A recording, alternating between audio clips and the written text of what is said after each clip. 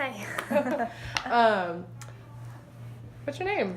I'm Monica Hiller, and I grew up in Ringling, Oklahoma. Where is that in Oklahoma? That is in southern Oklahoma, west of Ardmore. You want me to do my thing? It's right here. So real close to the Red River and the South. Yes. If Okay. you will. How have you experienced unconscious racism? Well, I, for one, was an unconscious racist for a long time, and I didn't realize it, hence being unconscious of it. But it would just be, a lot of it is because I grew up in a place where there was no diversity at all. Everyone was white. There was a Native American, but wide enough that we couldn't tell they were Native American, except for their Indian cards.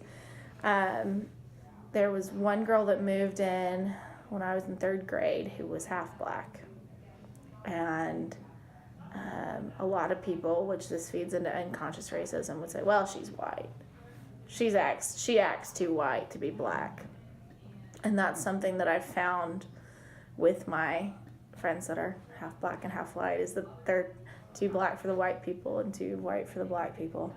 And so I think just growing up in an environment where I wasn't exposed to the unknown, where I wasn't exposed to people of different races and backgrounds and colors, I was ignorant to any sort of knowledge on, well, ignorant of knowledge, that's redundant, but I just had no idea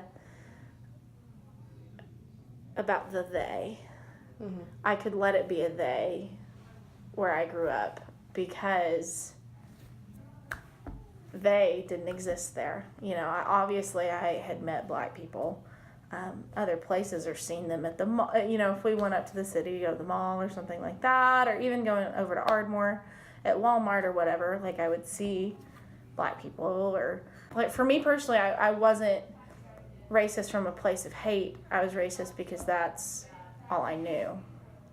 So what do you think we could do as a society to help kind of, like, it would be hard to get rid of it, to just lessen the whole concept of racism / mainly unconscious racism? I think the biggest thing is being exposed to diverse things and being open to it.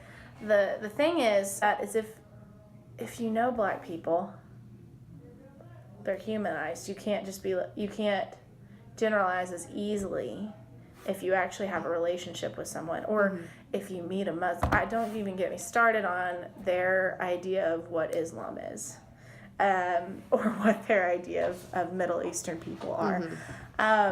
I didn't know any Jewish people. I didn't know any Muslims until I got to college. And now I'm friends with both Jews and Muslim people. And I think that's the best way to combat it, is to introduce people while they're young to diverse cultures, diverse ideas, and humanize those cultures. You know, those are children, those are people. It's not the they, it's the us. And so leading that, especially for me as an elementary education major, as a future teacher, if I can use diverse literature in my classroom, even just in my regular instruction, not even being like, oh, we're going to do something super special today, we're going to read a book about a Muslim girl. If I just normalize that in my classroom, it normalizes it to those students.